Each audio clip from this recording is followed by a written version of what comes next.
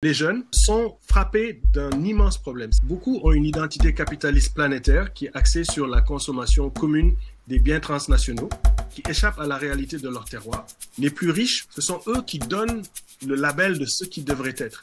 Professeur Fall est un politologue internationaliste et panafricaniste. Il faut être fier d'être africain sans en avoir l'arrogance ou le narcissisme. Il faut comprendre c'est quoi l'africanité. Comment en fait concrétiser le panafricanisme pour ne pas que ça soit juste un idéal aspirationnel? Donc je ne parle pas au nom de ceux qui parlent de privatisation, je parle au nom du bien commun. On doit d'abord se consolider. Et pour se consolider, il faut qu'on soit capable de maîtriser nos ressources. Et si nous ne le faisons pas, mais l'autre scénario, il est bleak, il est sombre.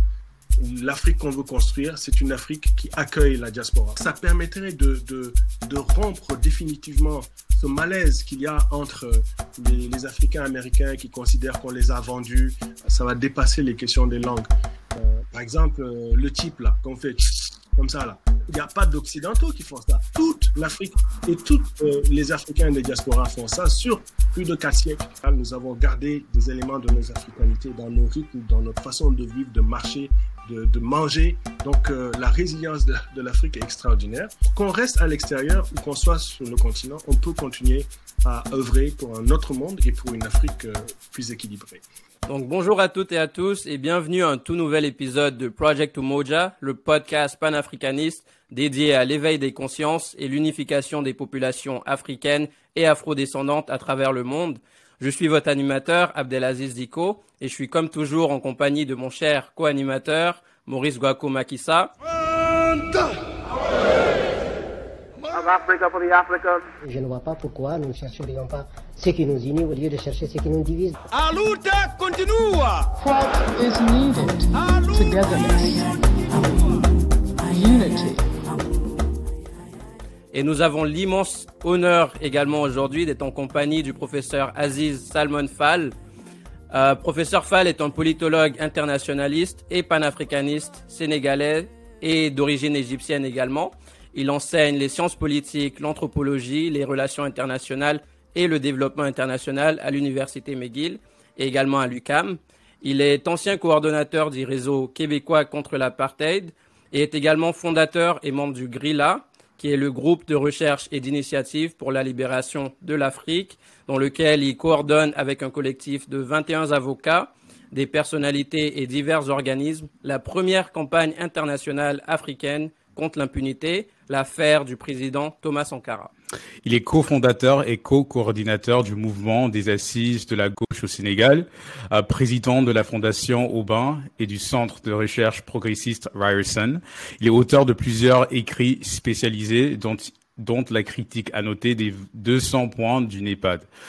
Merci, cher professeur Fall, d'avoir chaleureusement accepté notre invitation afin de partager votre savoir, votre sagesse et votre expertise avec la communauté. Akwaba, Caribou et bienvenue. Alors, est-ce qu'on a raté quelque chose? Y a-t-il d'autres éléments que vous souhaiterez partager avec nos auditeurs qui ne vous connaissent pas? Pas du tout, justement, ça va être l'objet de se connaître davantage. Merci de m'accepter sur votre plateau. Ça fait grand plaisir. Merci encore à vous. Et d'abord, pour entrer de jeu, on voulait savoir en fait, donc vous vous décrivez en tant que politologue internationaliste et panafricaniste. Donc on voulait savoir pourquoi l'internationalisme et pourquoi le panafricanisme. Donc ça veut dire quoi pour vous ces termes-là et pourquoi cette distinction en fait? En fait, il n'y a pas vraiment de distinction. C'est peut-être un ajout et une précision, puisqu'en principe, lorsqu'on est panafricain, on devrait être internationaliste. Mais il se trouve que dans le rameau des panafricains, il existe plusieurs palettes, dont certains qui ne sont pas du tout internationalistes. Alors l'internationalisme, évidemment, est une conception de solidarité qui émane principalement du mouvement progressiste de gauche, c'est-à-dire qui considère que la condition des travailleurs et des peuples est la raison pour laquelle il faut s'impliquer au niveau de sa conscience politique et de sa praxis. Donc, c'est vrai qu'il y a le volet de l'internationalisme prolétarien, mais moi, j'agis davantage actuellement avec d'autres camarades dans la construction de ce qu'on peut appeler une nouvelle internationale sur le modèle de celle de Marx et d'Engels, qu'on appellerait la 5e internationale, qu'on appelle pour l'instant l'internationale des peuples et des travailleurs et travailleuses. Et donc, c'est sûr que pour certains panafricains, par exemple, le panafricanisme devrait être de nature négro-africaine, par exemple. Et donc, ça s'arrête à la limite du Sahara, etc. Donc, il y a beaucoup de gens qui le voient de façon sectaire. Le panafricanisme en lui-même est une idée qui, au fond, est arrivée, on en parlera peut-être dans l'entrevue, davantage des diasporas que du continent. Même si l'idée de la continentalité africaine elle-même n'est pas nécessairement quelque chose qui est typiquement africain. Par exemple, les Africains se sont-ils appelés Africains avant que les autres les appellent Africains? Donc, par exemple, dans l'histoire générale de l'Afrique, on voit qu'il y a différentes étymologies du mot Afrique pour désigner d'où vient ce terme. Donc, est-ce que ce sont les populations qui habitaient dans la zone du nord septentrional total de l'Afrique, les Afriques? Alors, est-ce que c'est Africa? Est-ce que c'est Afrique? Beaucoup d'Africains eux-mêmes ne s'appellent pas ainsi. Donc, la cristallisation de l'esprit de l'Afrique comme une réalité géographique, une identité à la fois sous la forme d'une nation telle qu'on souhaiterait la voir, c'est quand même des constructions contemporaines. Et elles émanent surtout de peuples qui ont été meurtris, arrachés du continent africain, qui ont vraiment lancé l'effort de la réflexion.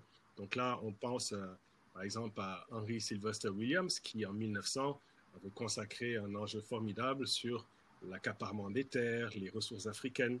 On peut parler de W.E. Du Bois, de Marcus Garvey, mais aussi d'Africains comme Lamine Senghor, Garang Kouyaté, de Price Mars, Casely Hayford, etc., etc. Donc, il y a toute une nébuleuse, si on peut dire, de gens qui ont eu, par des congrès, par des visions, une vision panafricaine. Et leur legs a été prolongé par des successeurs un peu plus proches de nous, comme Lumumba, Ben Barka. Par exemple, Ben Barka, c'est la figure même internationaliste, mais qui est aussi africaine.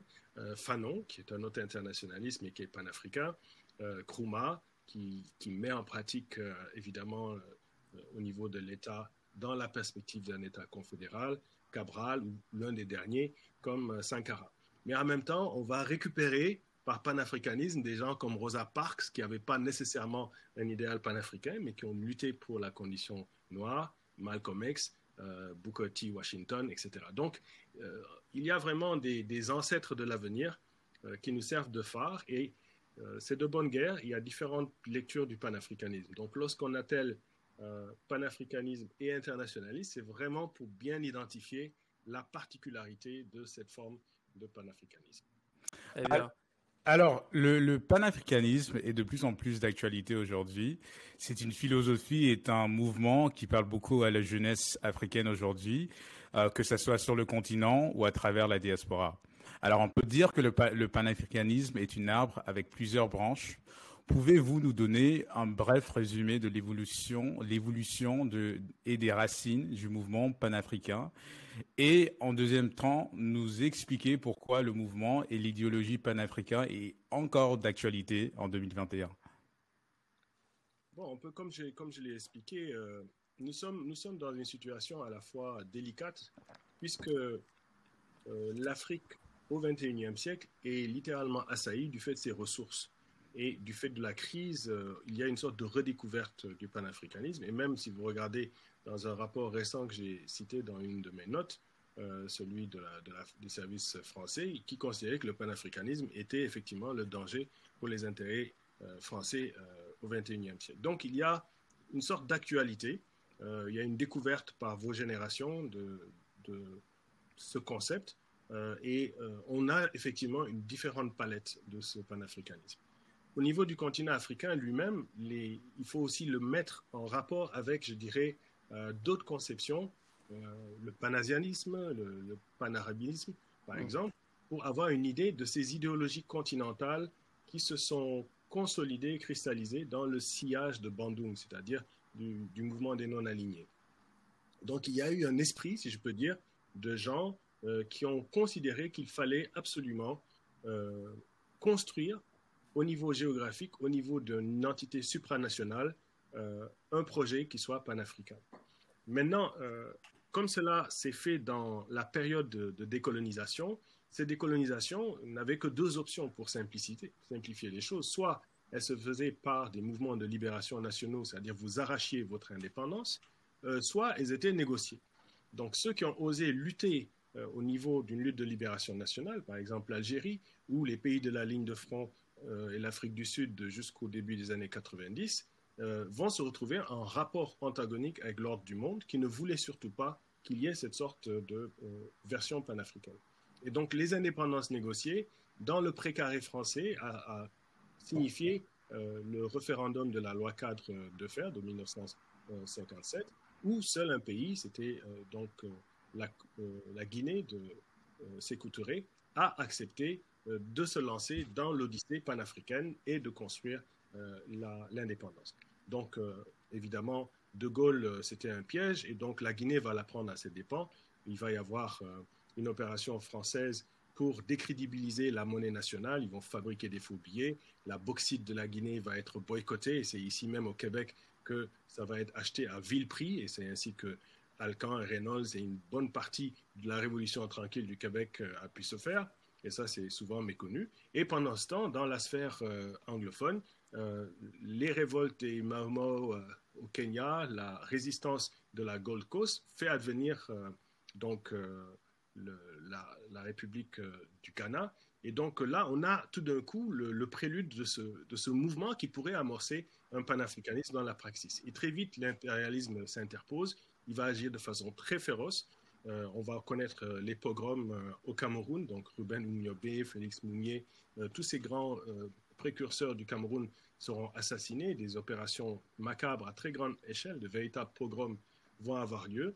Et on va donc stopper dans l'œuf la progression d'un élan panafricain qui voudrait construire une seule entité, ou en tout cas une sorte d'État africain uni.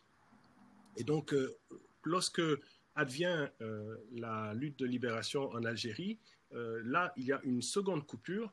Le projet va être sabordé. On va voir par exemple les tentatives de création de l'Azawad, un État entre le Mali et l'Algérie pour empêcher autant l'Algérie que le Mali. Ce Mali, c'est le Sénégal et le Soudan français. Et donc, toutes ces initiatives vont être en fait avortées, arrêtées très tôt par la mainmise de forces de nature comprador.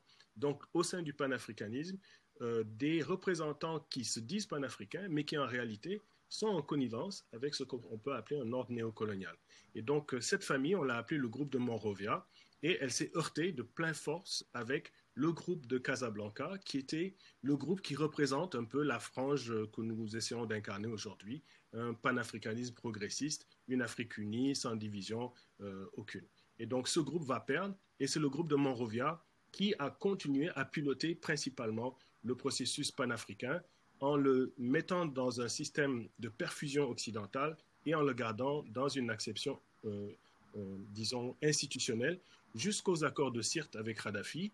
On va avoir une sorte d'embellie qui va donner l'impression qu'on s'en allait de nouveau vers le panafricanisme, et on y reviendra probablement. Kadhafi se fera assassiner, son pays sera divisé, et grand pourvoyeur de fonds de l'organisation, celle-ci va dériver de nouveau dans un processus d'intégration continue avec le modèle impérialiste mondial. Donc, effectivement, le mouvement panafricain, en tout cas le courant que nous incarnons, reste un courant marginal, même si au niveau romantique, c'est celui auquel les jeunes aspirent. Dans les faits, il est resté marginal au niveau de ses réalisations concrètes. Merci beaucoup Aziz pour cet aperçu, et je crois qu'on va revenir au panafricanisme à travers nos conversations. Mais là, j'aimerais bien parler de géopolitique aussi. Donc, nous savons que vous avez sorti un film il y a quelques années qui s'appelle Africom Go Home, base militaire étrangère hors d'Afrique. Donc, on voulait savoir en fait c'est quoi l'Africom et pourquoi s'en préoccuper aujourd'hui. Bon, là, on est justement en 2021, donc il y a 10 ans, en l'année 2011, nous a gratifié de 14 000 sorties de bombardement d'avions de combat de l'OTAN sur des cibles souvent civiles en Libye. Ça a été principalement une opération de l'Africom et de la France. L'Africom est un système géopolitique de contrôle du continent africain, un des nombreux US Command qu'il y a à travers le monde. Il est basé à Stuttgart et nous avons voulu attirer l'attention à l'époque par une signature de 50 Africains proéminents et allemands sur le fait que cette base américaine en sol allemand non seulement violait la constitution allemande, mais mettait en danger le continent africain parce qu'elle mettait cette fameuse stratégie de la guerre contre le terrorisme au cœur des conditionnalités économiques et freinait l'intégration du continent. La plupart des Africains n'étaient même pas au courant de cette extension fulgurante du terrorisme djihadiste dans tout le Sahel, à partir de la Libye. Et aujourd'hui, on a une sorte de Sahélistan qui a, au moment où on se parle, il y a un sommet du G5 avec la France. Et c'est ce syndrome de pompier pyromane qui doit être expliqué aux gens. Parce qu'il y a plusieurs causes qui, aujourd'hui, ont pourri et se sont, d'une certaine façon, je dirais, imbriquées. D'abord, pour expliquer simplement, la stratégie américaine, un peu date de la doctrine Monroe, elle s'agissait de contenir le soviétisme et donc ils vont financer les forces des talibans avec des surrogate powers, donc des pouvoirs secondaires comme l'Arabie saoudite, le Qatar, etc., qui soutenaient des madrasas. Donc on parle du Pakistan, de l'Afghanistan, etc. Donc lorsque l'Afghanistan est tombé, ces systèmes se sont redéployés à partir de ces madrasas en soutenant le fondamentalisme islamique. Il faut dire que le fondamentalisme islamique, déjà dans le dispositif sécuritaire et des intelligences britanniques, considérait que les islamistes étaient le meilleur rempart en dehors de la colonisation contre les forces nationalistes. Donc en Égypte et dans d'autres endroits, en Palestine, etc., les Britanniques avaient déjà soutenu les forces islamistes pour tempérer le nationalisme progressiste. Par exemple, de type nassérien, le panarabisme nassérien, par exemple, sera évidemment contré par les frères musulmans. Donc, ce mouvement que les Américains vont soutenir se lance dans la très longue durée en soutenant ces fondamentalistes qui eux-mêmes, évidemment, ont leur propre agenda. Et l'agenda des fondamentalistes, et là c'est toute la question de l'Orient et de l'Occident, est basé sur une nostalgie des systèmes de khalifa qui, évidemment, explique que l'Occident n'existe pas sans cet immense empire qui s'étendait de Bagdad à Cordoue et qui prenait une grande partie de l'Afrique de l'Ouest et du Sahara actuel et une grande partie des franges de la Méditerranée pendant 7 siècles. Et pendant ces 7 siècles, c'est ce système qui a permis, évidemment, on va dire, l'éclosion de la pensée scientifique, le caractère industrieux des systèmes arabo-musulmans qui introduisent là tous les éléments de la connaissance, la poudre à canon qui est apportée de Chine, la caravelle, les 3 mâts avec le gouvernail axial des tambours, les filages, les moulins à vent, les moulins à eau, etc. Donc, ils considèrent qu'une bonne partie du savoir scientifique, les chiffres que nous utilisons, toutes ces choses ont été apportées par le savoir arabo-islamique qui, évidemment, depuis le casse de l'empire du Ghana, va se répandre dans ce grand espace sahélien et créer aussi des monarchies théocratiques. Donc, tout ça pour expliquer qu'il y a un bassin de gens qui, dégoûtés ou en tout cas réfractaires à l'occidentalisation, qui auraient échoué dans ce développement qui n'a pas pris, qui a été en greffe, renoncent au sens occidental pour se tourner vers un sens oriental et cette fois-ci un sens qui refuse la sécularité au nom de l'islam. Et donc le basculement vers le fondamentalisme explique qu'il y a un terreau. Le terreau fertile, c'est le sous-développement, la croyance à ces formes culturalistes. Et donc le Pentagone va savoir utiliser ces forces-là pour justement un dessin qui est très particulier, qui serait peut-être long à expliquer, mais disons que pour caricaturer, Ben Laden et George Bush, c'était des copains, c'est des gens qui travaillaient ensemble et qui avaient une vision d'un espace du Moyen-Orient et de l'Afrique. Et c'est cette brouille entre ces forces au sein même du Pentagone qui a amené ce qu'on appelle les néocons, qui ont amené cette stratégie de riposte contre leurs anciens alliés, qui vont apporter l'attentat du 11 septembre et qui vont apporter maintenant le prétexte sécuritaire. Alors pourquoi le prétexte sécuritaire est judicieux pour les forces géopolitiques de la triade, c'est-à-dire les États-Unis, le Japon et le bloc européen?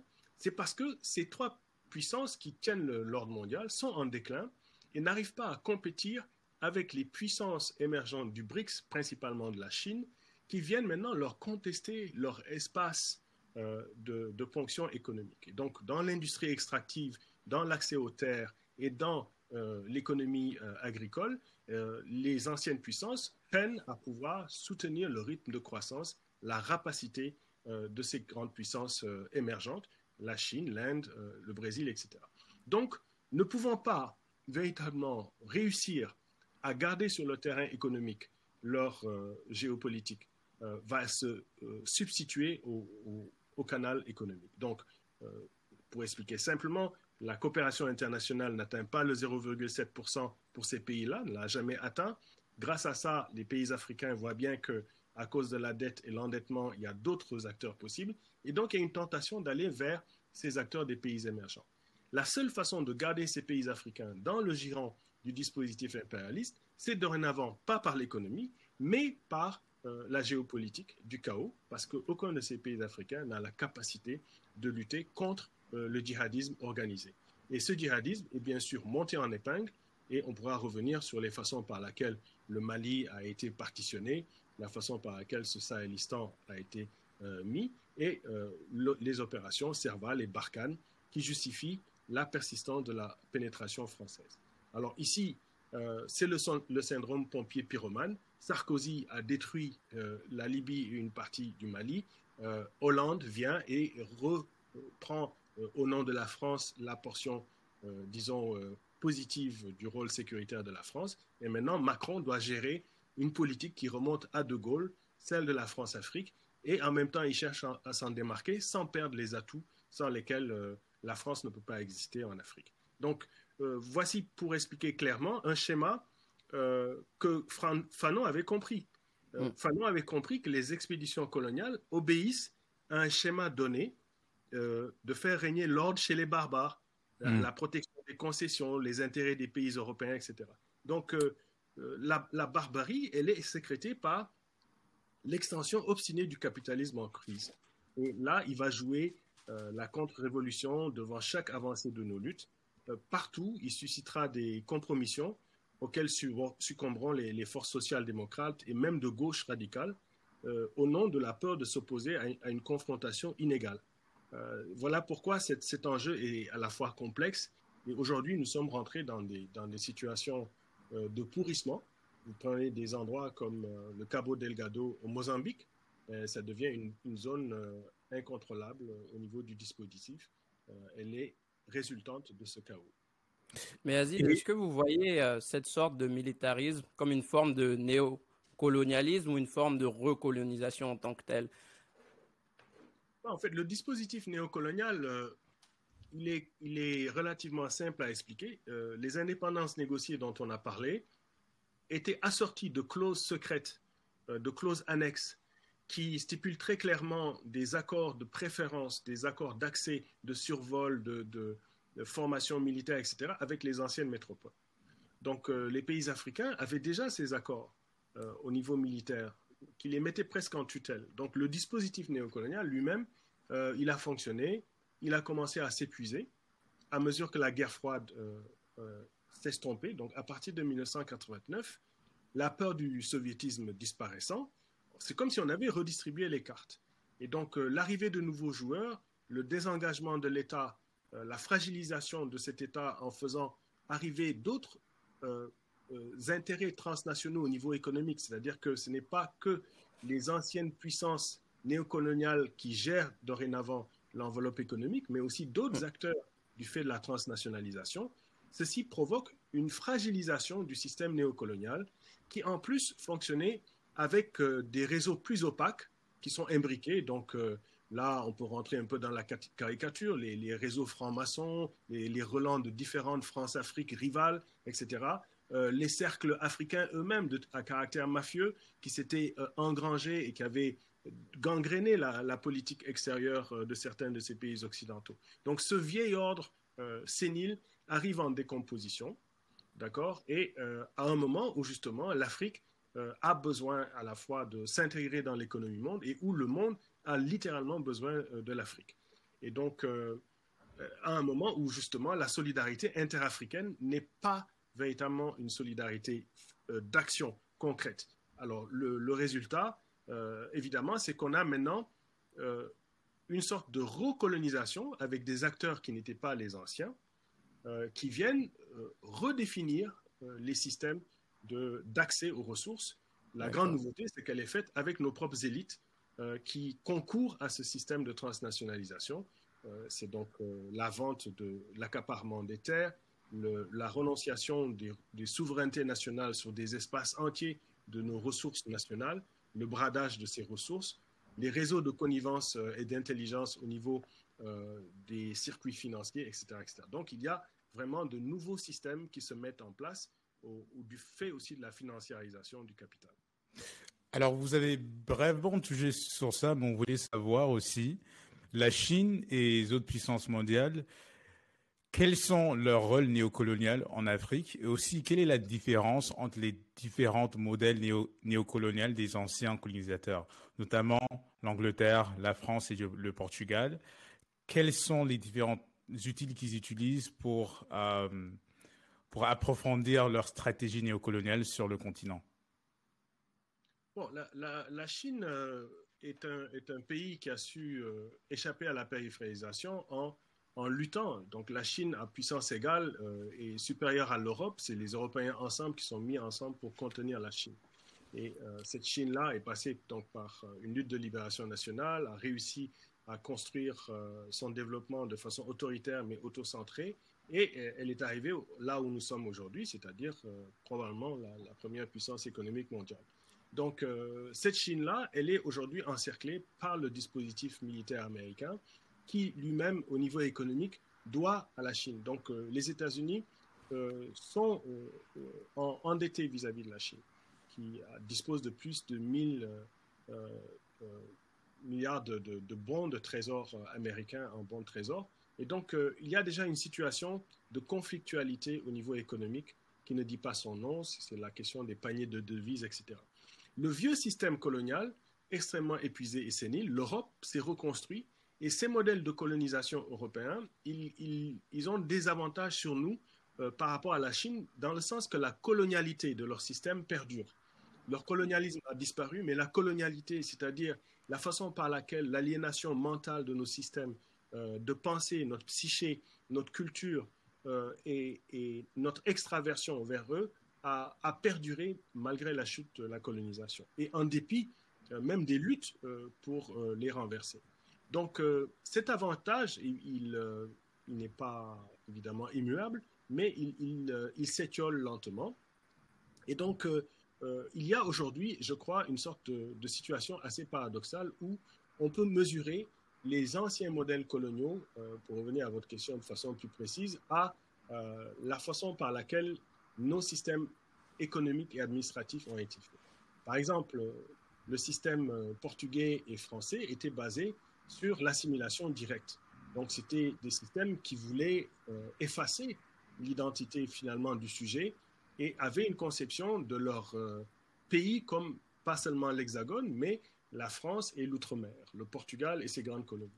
Le Portugal, n'oubliez pas, était par la bulle papale le grand propriétaire de l'Afrique et du Portugal. Donc c'était carrément un droit divin qui leur avait été accordé par des bulles papales. Donc ce Portugal, il va l'apprendre de la dure façon, c'est-à-dire que les mouvements de libération nationaux vont lutter contre le modèle d'assimilation extrêmement raciste et démoralisant.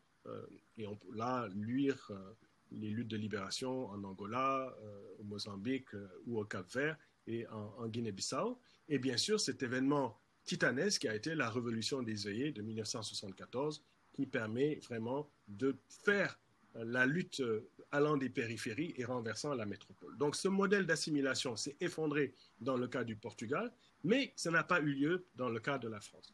Dans le cas de la France, malgré les mouvements des jeunes dans les années 68, on a plutôt assisté à un redéploiement stratégique du modèle de l'aliénation française qui avait choisi des pays, le Bénin, le Sénégal, l'Algérie, comme tête de pont.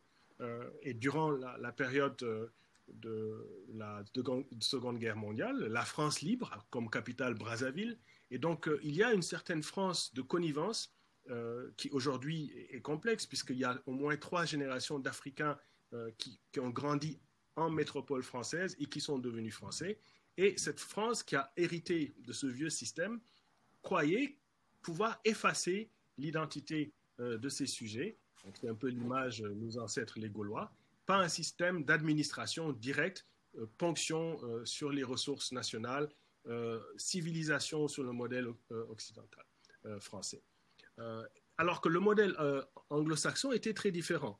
Le modèle anglo-saxon, qu'on appelle d'administration indirecte, indirect rule, était basé sur le fait que, pour simplement caricaturer, les Anglais ne voulaient pas que leurs sujets prennent le thé à 5 heures comme eux. Ils les considéraient inférieurs. Même les Canadiens, pour eux, les Canadiens français n'étaient pas dignes de rentrer dans l'armée britannique. Durant la guerre des Boers, par exemple, contre les Sud-Africains d'origine européenne, les Anglais qui cherchaient à recruter considéraient que les Canadiens français n'étaient pas aptes à rentrer dans l'Empire britannique. Et donc, ce système de l'Angleterre, très hiérarchique, mais avec une sorte de réalisme qui comprenait qu'ils étaient là pour durer un laps de temps et que leur véritable intérêt, c'était la ponction économique par l'État et par leurs compagnies, donc les compagnies des Indes, etc., sur leur mainmise. Donc, les bourgeoisies britanniques ou britannisées, on pense donc à Cecil Rhodes, donc Rhodésie du nord du sud, les Highlands du Kenya qui ressemblaient un peu aux vertes prairies de l'Angleterre, les belles terres de l'Afrique du Sud étaient investies comme on avait investi les bonnes portions de l'Inde, mais avec la perspective qu'un jour, ces gens-là vont finir par se réveiller et qu'il va falloir trouver un système de déconcentration du pouvoir. Et les Anglais avaient créé des Warren Chiefs en Afrique, des gens qui étaient des chefs de substitution, avaient réussi à s'enrichir. Toute l'Europe s'est enrichie du fait colonial, mais à mesure que la décolonisation s'est faite, les Anglais ont inventé le Commonwealth et leur système d'administration indirecte va permettre une plus grande autonomie des sociétés africaines, des formations sociales africaines qui étaient sous ce modèle. Alors, à la différence de celle-là, celles qui étaient sur le modèle d'assimilation ont vécu une plus grande colonialité. Donc, nous vivons des années plus tard les relents de ces systèmes qui se sont décomposés, qui ont pourri, qui se sont recomposés sous des formes d'afropolitanisme, c'est-à-dire des Africains cosmopolites qui ont vécu dans le continent africain ou à l'extérieur et qui ont continué à réfléchir, comme au moment où je vous parle, dans une langue qui n'est pas la mienne, pour un auditoire qui pourtant, dont ce n'est pas non plus la langue.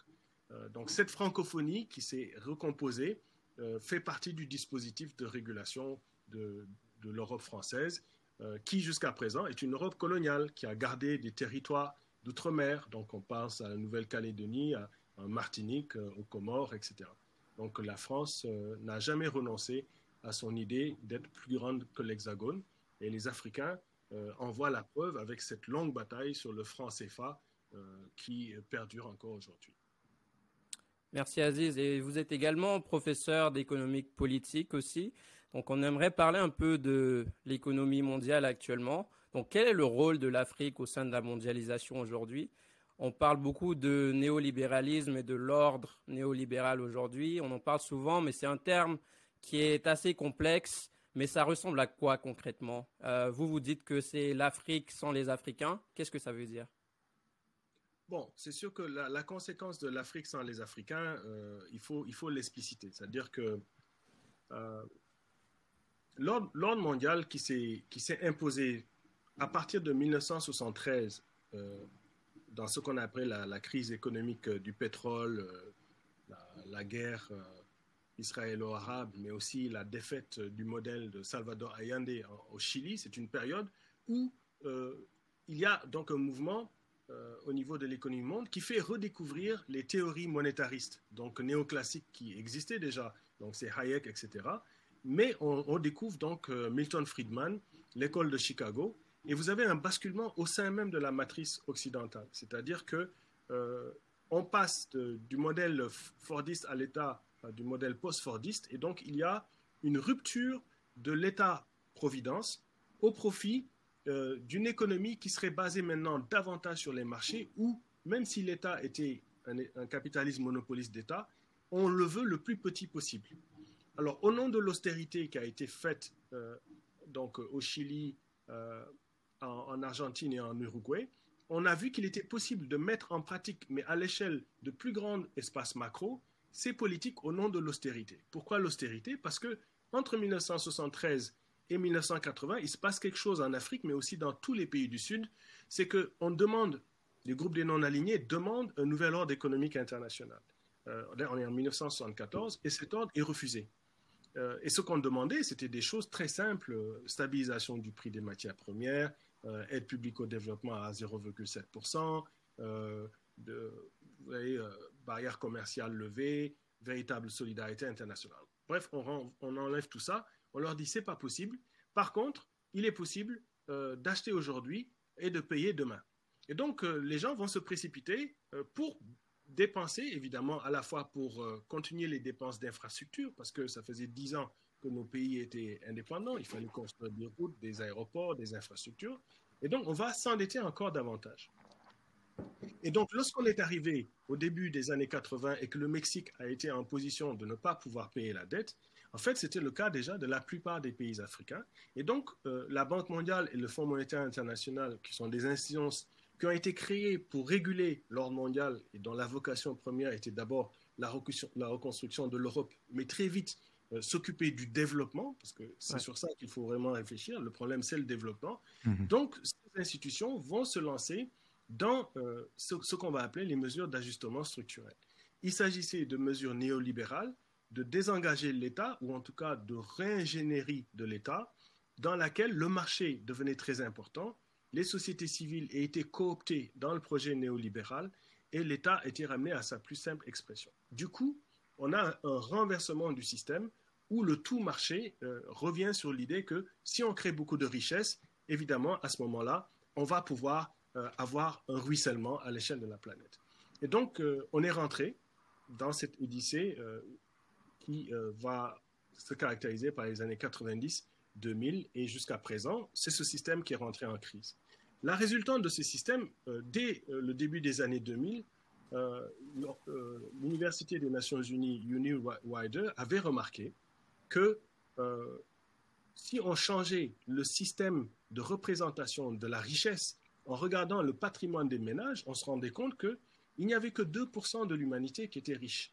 Et c'était ceux qui, sans avoir aucune dette, avaient en moyen patrimoine $2200, sans aucune dette. Ça pouvait être en argent ou en biens. Et c'était 2% de l'humanité.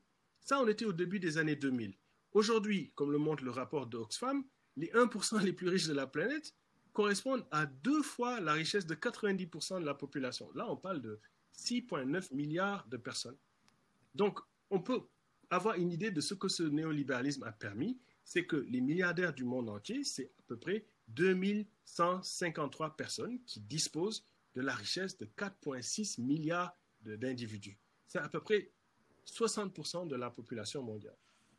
Et ces gens-là vivent pratiquement de leur rente, c'est-à-dire que, bon, ils ne génèrent pratiquement aucun effort, la rente de ruissellement arrive. Mais en fait, c'est un système qui a l'envers du décor, c'est que c'est clair que l'essentiel de l'humanité ne peut pas disposer de cette richesse. Et que le paradigme de l'économie politique d'origine était très clair entre l'économie qui est là pour générer la richesse et l'autre économie qui, elle, se dit ce qu'il faut atteindre, c'est plutôt le bien-être, well-being. Et cette rupture entre ces deux écoles de pensée va probablement revenir en choc, puisqu'on vient de voir avec la crise économique que pour venir en aide aux économies sinistrées et aux entreprises et aux ménages, on redécouvrait les vertus de l'État-providence. Donc, ce mouvement de yo-yo incessant au sein du capitalisme va exister pour la durée, mais la grande différence, je crois, avec les ères précédentes, c'est que le projet nord-américain d'hégémonisme à l'échelle mondiale est épuisé. Il ne peut pas continuer ce système-là. Donc, on est vraiment dans un moment, je crois, de concentration des conflits avec cette crise que nous voyons, et ce néolibéralisme est épuisé.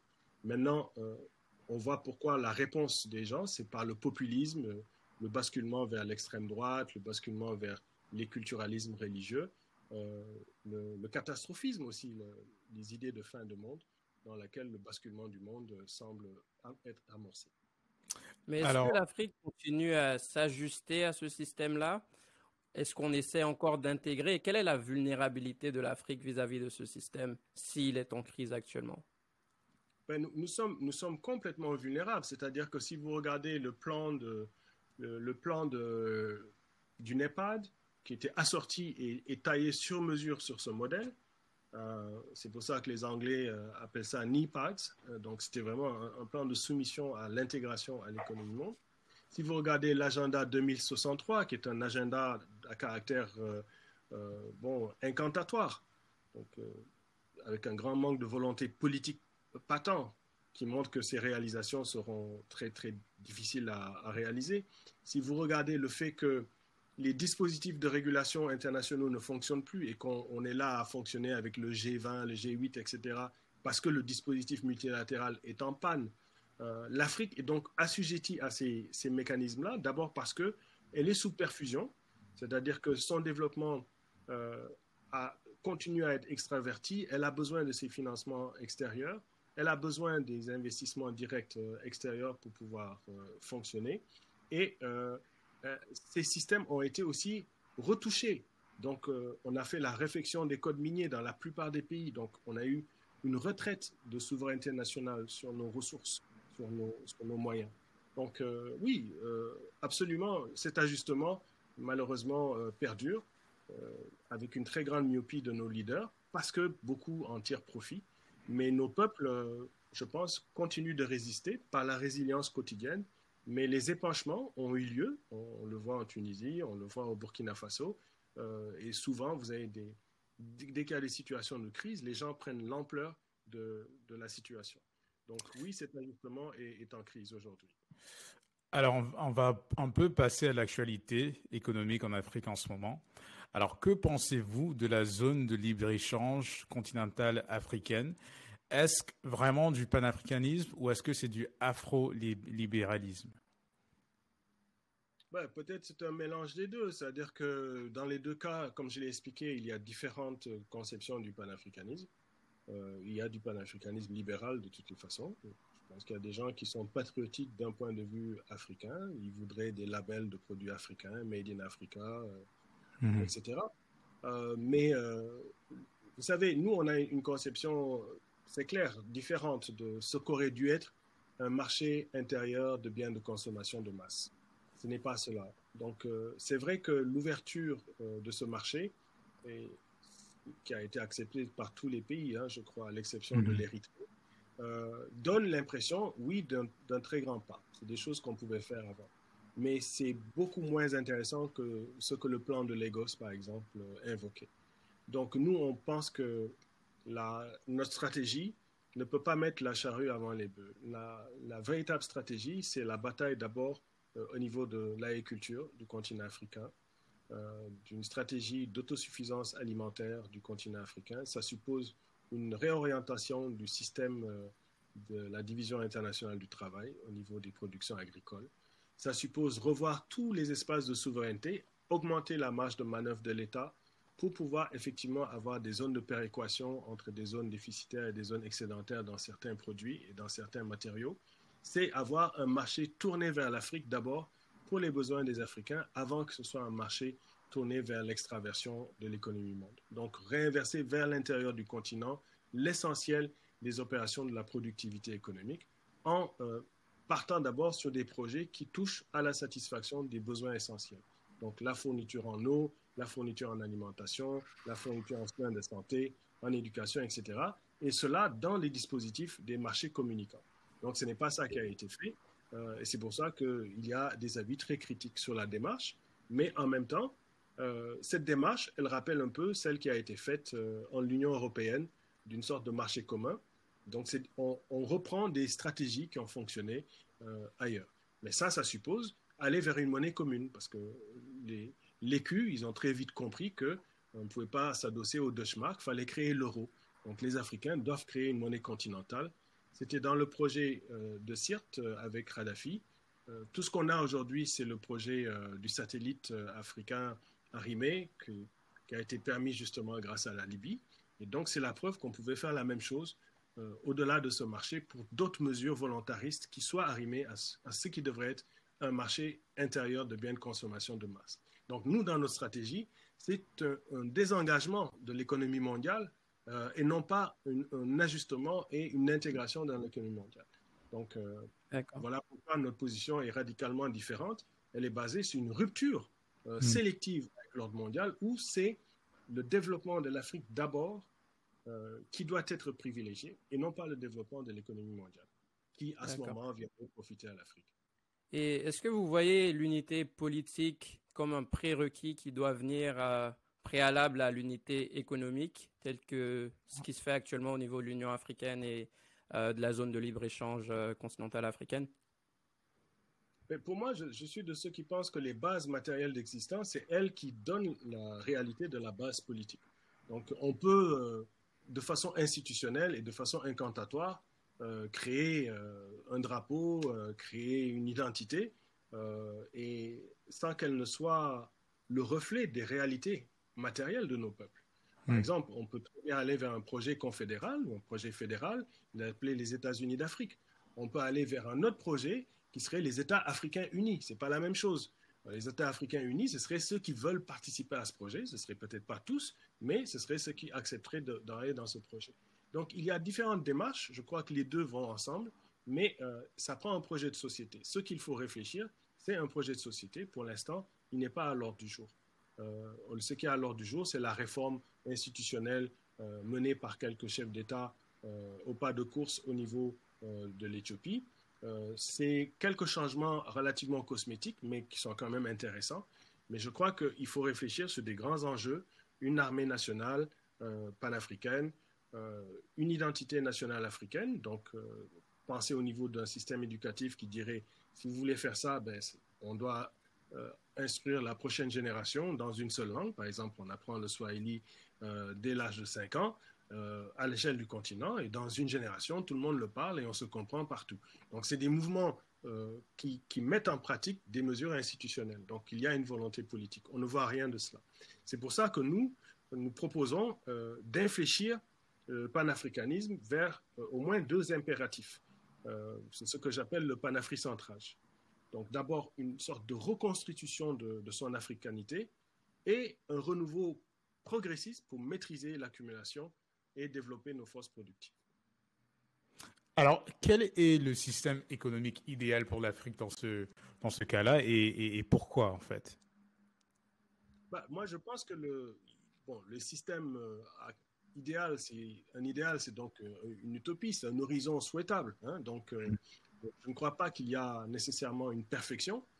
C'est essai-erreur. On est dans un monde qui ne peut pas être un monde idéal. Nous sommes dans un monde de conflit. Donc, tout ce qu'on va imposer, si on regarde déjà dans le rétroviseur, tous ceux qui ont osé faire quelque chose dans le sens de l'Afrique l'ont payé de leur vie. Hein. Donc, le système idéal, il n'existera pas puisqu'il sera opposé forcément à des résistances. Donc, c'est des systèmes qui supposent une adhésion des masses et qui comprennent et qui prennent à bras le corps le mouvement. Donc, un mouvement collectif, ça suppose une politisation déjà, ou en tout cas une repolitisation de type démocratique de nos masses qui adhèrent à un projet d'ensemble. Maintenant, ce projet d'ensemble, moi, dans ma façon de voir, c'est un développement autocentré. On doit apprendre à compter sur nos propres forces d'abord, avec nos propres rythmes, avec notre africanité. Alors, cette africanité, il peut être discuté. On peut discuter sur quoi on va le fonder. Par exemple, moi, je suggère de fonder sur l'équilibre de la maths et de l'internationalisme.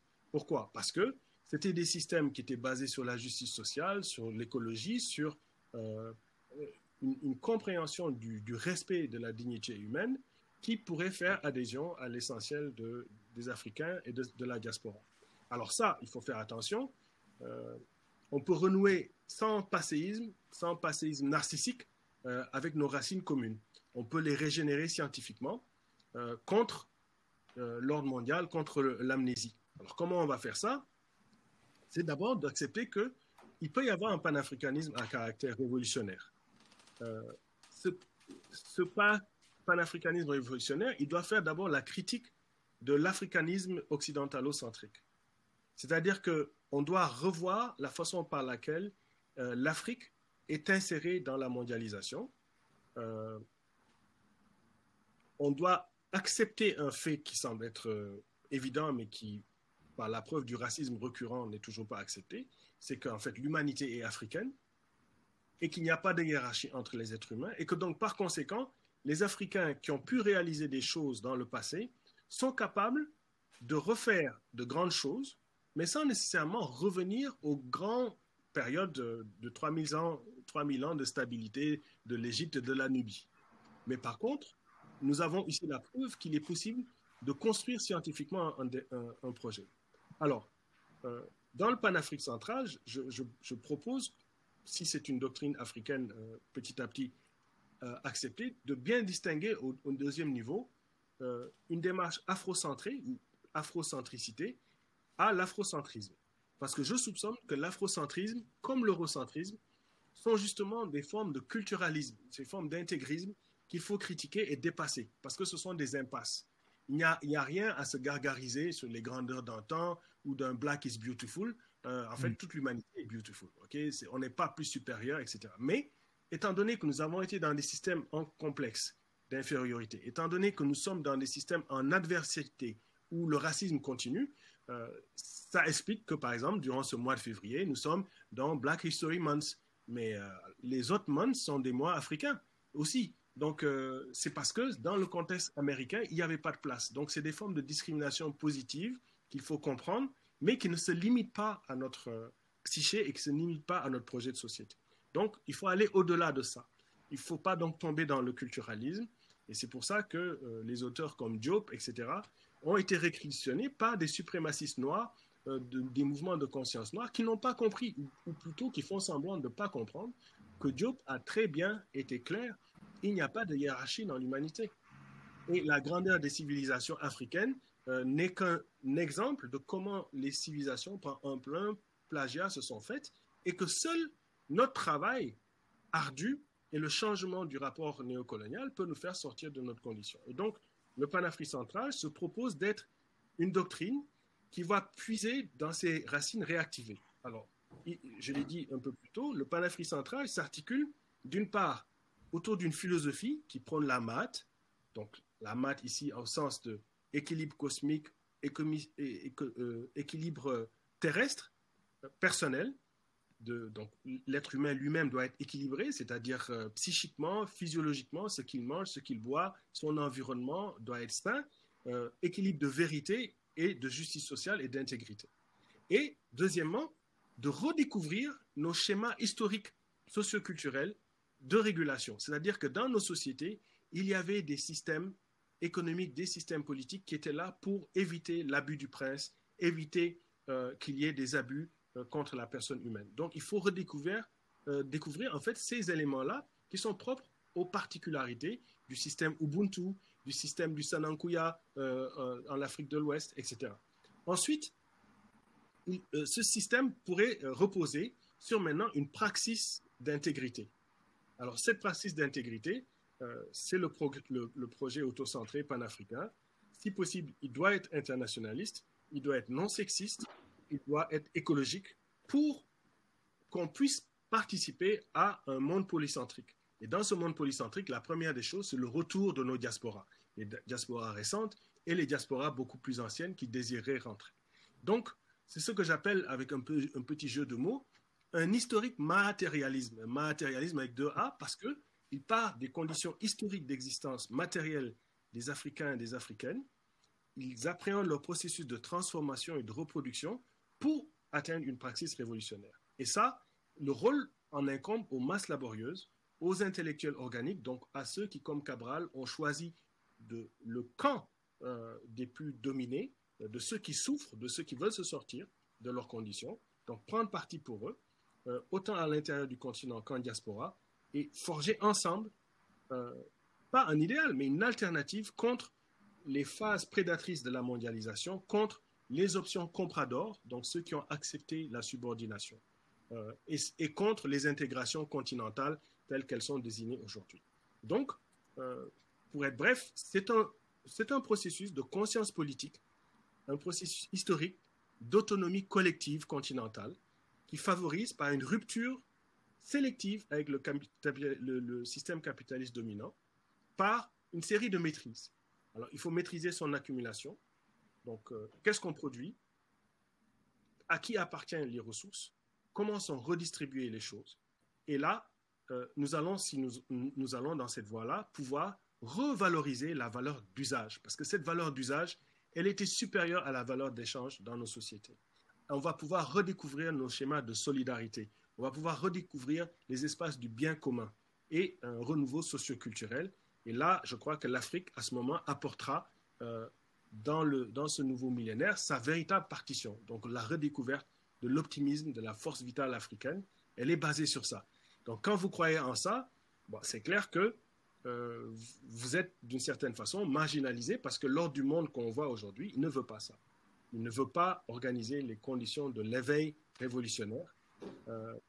Pourquoi? Parce que du fait de la crise financière mondialisée et du populisme qui se répand, vous avez aujourd'hui la fermeture des archipels de prospérité. Donc les endroits, San Diego, San Francisco, Paris, etc., ils se ferment aux migrations de nos jeunesses désabusées.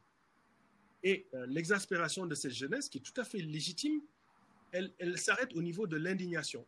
Elle ne veut pas se politiser parce qu'elle veut faire la politique autrement. Elle pense que les médiums électroniques et la non-participation à la chose politique, parce qu'on associe la chose politique au problème. Donc, cette génération-là pense qu'elle va pouvoir se sortir de la crise en utilisant pourtant les éléments du système pour pouvoir le réformer. Donc, là, à ce moment, elles sont en désarroi. Et cette exaspération se mêle au désespoir qui restreint les champs d'horizon complètement embrumés par l'automne des modèles capitalistes séniles et prédateurs. Et ouais, on va revenir à la question de la jeunesse. Ouais, et je disais, on va revenir à la question de la jeunesse tout de suite. Mais pour en finir avec l'économie, en fait, je voulais faire un petit résumé de ce que vous avez dit. Donc, en fait, actuellement, vous proposez un système d'autosuffisance alimentaire et un espèce de protectionnisme qui nous permettra de sortir de la place actuellement qu'on a au sein du système économique mondial parce qu'on produit ce qu'on ne consomme pas forcément et on consomme ce qu'on ne produit pas forcément. Et au sein de la division internationale du travail, on est toujours en bas de l'échelle, on produit toujours les matières premières qui servent à industrialiser les autres. Donc, en fait, qu'est-ce que vous proposez pour sortir de ce schéma-là concrètement? Mais en fait, ce qui a permis aux autres de se développer. Ceux qui se sont développés, si vous regardez objectivement, les États-Unis, c'est à partir du boycott du thé de Boston qu'ils ont rompu avec la Grande-Bretagne. D'accord? Ils se sont construits au niveau de l'Amérique d'abord. Même si c'était un système inégalitaire, même s'ils étaient évidemment dans un système affreux qui va rester jusque dans les années 80, mais c'était un désengagement sélectif. Dans le capitalisme lui-même, vous avez ce que Litz explique, le désengagement sélectif. L'Allemagne des Länders ont construit une économie intégrée au niveau de leur propre développement. La Suisse, c'est pas seulement le système bancaire que vous voyez aujourd'hui. Ils sont partis d'un système agricole. Ils ont modernisé petit à petit leur système agricole. Ils ont mis d'autres étapes liées à la petite industrie fine, donc l'horlogerie fine, ensuite jusqu'au raffinement du chocolat. Le Japon, il a échappé de la périphérisation de la même façon. Le meilleur exemple, c'est l'exemple contemporain de la Chine. La Chine a rompu avec l'ordre mondial, a réussi à alimenter sa population, certes à grand renfort d'autoritarisme, mais elle ne peut pas être la Chine que vous voyez aujourd'hui que parce que en fait, elle a fait un développement autocentré. Donc pourquoi ce qui a été valable dans ces pays-là, du coup, parce qu'on est africain, ça marcherait. Ouais. Et parce qu'on les a sabotés. Donc dans le modèle Ujamaa, lorsque Nyerere a voulu le faire, ou même lorsqu'en l'espace de 4 ans, Thomas Sankara en a fait la démonstration, il fallait rapidement arrêter ces modèles-là parce que ça fait tache d'huile. Les jeunes se disent, waouh, on peut manger nous-mêmes, on peut être fiers de ce que nous portons, etc. etc. Et donc, c'était l'image de Gandhi. Mais Gandhi, en Afrique du Sud, il n'aurait pas pu survivre. Il est allé chez les siens et il a filé son propre coton. Donc, il portait lui-même son petit pagne. Et il a refusé de payer la taxe du sel et les gens l'ont suivi dans ce grand mouvement d'autosuffisance. Mais cette autosuffisance, il peut être frugal, comme il peut quand même être repu. C'est-à-dire qu'il faut qu'on apprenne à ne pas gaspiller, mais la question, c'est que nous sommes dans une situation où la multitude des Africains n'ont pas accès aux besoins essentiels. Ouais. Donc, Donc, c'est un peu... sur les besoins essentiels.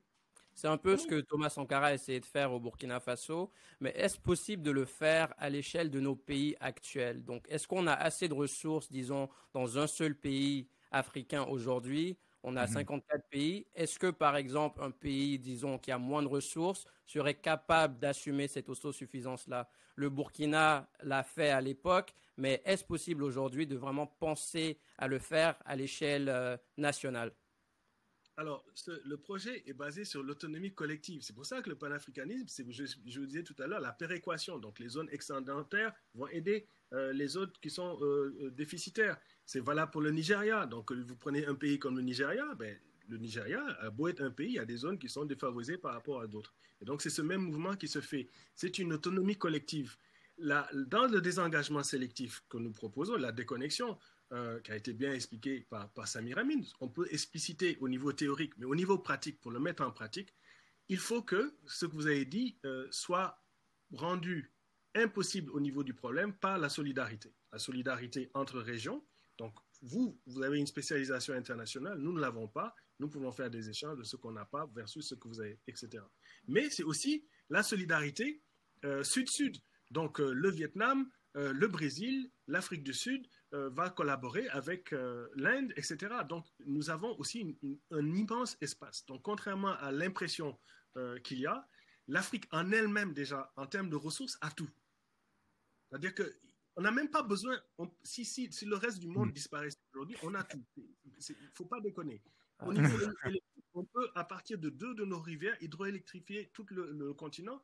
Au niveau du soleil que nous avons dans le Sahara, on pourrait le faire. Au niveau de toutes les ressources convoitées, ne serait-ce que d'un seul pays comme la Centrafrique, même si les autres arrêtaient de produire le diamant, rien qu'une production industrielle du Botswana et de la Centrafrique permettrait de régler le problème mondial du diamant si c'était réglementé sous le modèle de Kimberley avec une exploitation qui ne met pas en danger les travailleurs. Mais comme on n'a pas ces volontés-là, qu'est-ce qu'on fait? On laisse à des grandes firmes les grands espaces. On prend quelques petites dividendes. Et le reste du temps, vous avez des petits orpailleurs qui risquent leur vie et les forces rebelles qui viennent prendre des zones pour pouvoir utiliser ces diamants ou cet or. C'est ça qui se passe aujourd'hui au niveau du continent africain et qui perdure. Donc nous, on dit, si c'est pour faire ça par rapport à ce que nous, on propose, faisons ce que nous, on propose, parce que nous, ce qu'on propose, il y a au moins, en tout cas facilement, entre 60 à 70% de la population qui va en profiter. Dans le modèle qu'il y a actuellement, c'est 4% de la population qui en profite. Et le reste, qu'est-ce qu'elle fait? Elle vit du système informel, de l'économie secondaire, du recyclage. Donc, c'est l'économie du conteneur. On prend quelques conteneurs qui arrivent de marchandises, donc de la fripe, des habits de l'étranger, quelques lavabos, quelques tuyauteries, etc. On ouvre le conteneur et tous les gens ont transformé leur maison résidentielle en petite économie d'échelle de marchandises. C'est ça qu'on propose à la société. Et c'est ça qu'on appelle le marché. Mais non, mais on ne peut pas vivre des rebuts de la société de consommation. Nous avons le droit à avoir notre propre consommation. Et donc, c'est ce que nous avertissons à dire. Et d'ailleurs, ils savent très, très bien. Parce que s'ils savaient très bien, pourquoi ils ont assassiné tous les chefs africains historiques qui tiennent le discours que je tiens? Et donc, on ne va pas tuer impunément des gens qui sont inutiles, mais parce qu'ils sont dangereux pour leurs intérêts. Ils savent pertinemment que nous avons la solution. Alors, on va un peu passer de l'économie à le sujet de la jeunesse africaine, la communauté africaine mondiale et la diaspora. Alors, la première question, c'est quelle est la différence entre être noir et être africain? Est-ce qu'on peut être africain sans être noir? Est-ce qu'on peut être noir sans être africain? Et après tout ce qu'on a vécu ces derniers temps-là, dans l'année 2020, le mouvement BLM, Black Lives Matter, est-ce que c'est une lutte panafricaine? Bon, il y a plusieurs composantes. Donc, voilà, non, prenez votre temps. La première chose, elle est évidente.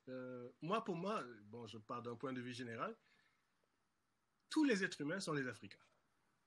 Ça va paraître paradoxal parce qu'ils sont d'origine africaine. Case closed. C'est-à-dire qu'il n'y a pas une autre humanité en dehors des négro africains qui, par sélection et adaptation, va avoir un changement de son phénotype du fait de sa progression dans, en fait, sa colonisation du reste de la planète. Donc, les Africains colonisent la planète et mutent du fait de la sélection et de l'adaptation à la géographie et la physiologie. Donc, leur phénotype change, leur pigmentation se dégrade. Donc, la loi de Gogler s'applique de moins en moins et donc, ils deviennent de plus en plus clairs. Les cheveux s'allongent, l'eau ruisselle dans les cheveux, les yeux deviennent plus clairs, le nez devient de moins en moins épaté, de plus en plus aquilin, etc. Jusqu'à l'apparition du locoderme, le blanc, il y a autour de 35 000 ans. Donc, d'un point de vue déjà simplement biologique, l'humanité est africaine. Maintenant, au niveau du continent africain, il y a une diversité des palettes africaines depuis l'Antiquité.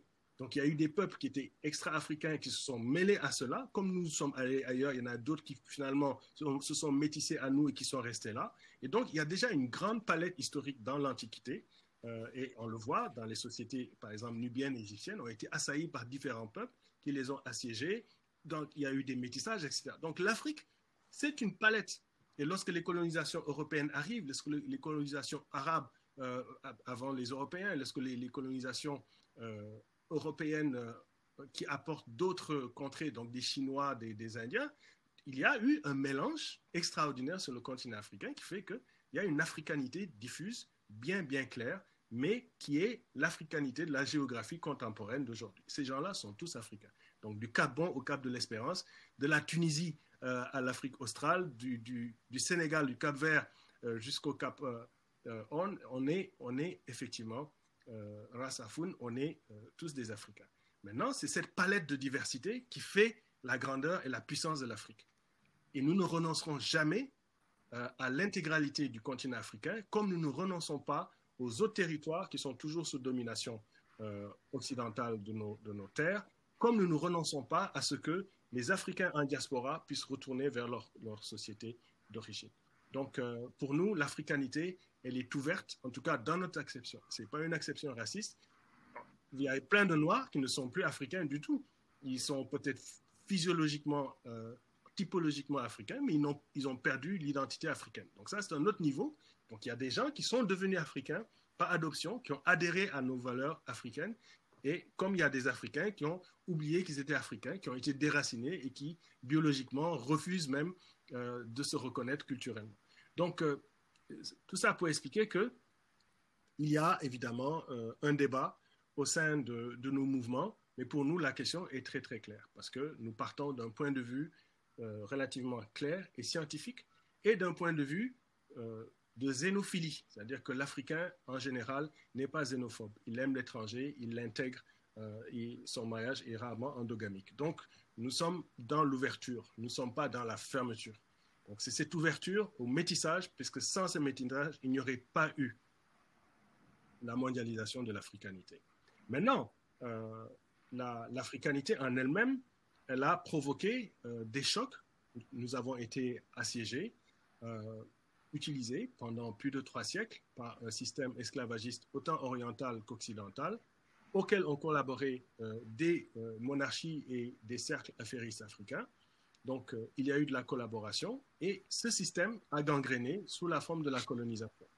Donc, ça a créé des modèles sur le modèle de l'apartheid, ça a créé des mélanges économiques intéressants ou complexes, que ce soit les Libano-Syriens, les Indo-Pakistanais, que ce soit les sociétés qui nous ont colonisés, qui sont devenues des colonies de peuplement. Donc, tous ces éléments-là créent, dans la colonialité du pouvoir, un rapport très complexe de c'est quoi l'africanité. Et je vous ai donné, en tout cas, la façon par laquelle je la voyais. Maintenant, le problème que nous avons aujourd'hui, c'est que les jeunes sont frappés d'un immense problème. C'est-à-dire que il y a une culture afropolitaine, une culture cosmopolitaine, qui vient compliquer la donne. Parce que les exemples de réussite qui sont exhibés sont en fait des exceptions, mais elles sont très fortes parce qu'il y a une hégémonie, que ce soit en Occident ou chez nous. Ce sont eux qui donnent le label de ce qui devrait être. Les plus riches, ou ceux qui sont à l'aise, sont souvent déracinés. Beaucoup ont une identité capitaliste planétaire qui est axée sur la consommation commune des biens transnationaux, et leur progéniture, leurs enfants étudient à l'étranger, ils fuient dans la nébuleuse cosmopolite, ils vivent pour leur apparence, leur habillement, de la danse au sport commercial, ils voyagent, ils se côtoient, ils se ressemblent, ils vivent de plus en plus dans un univers ludique qui échappe à la réalité de leur terroir.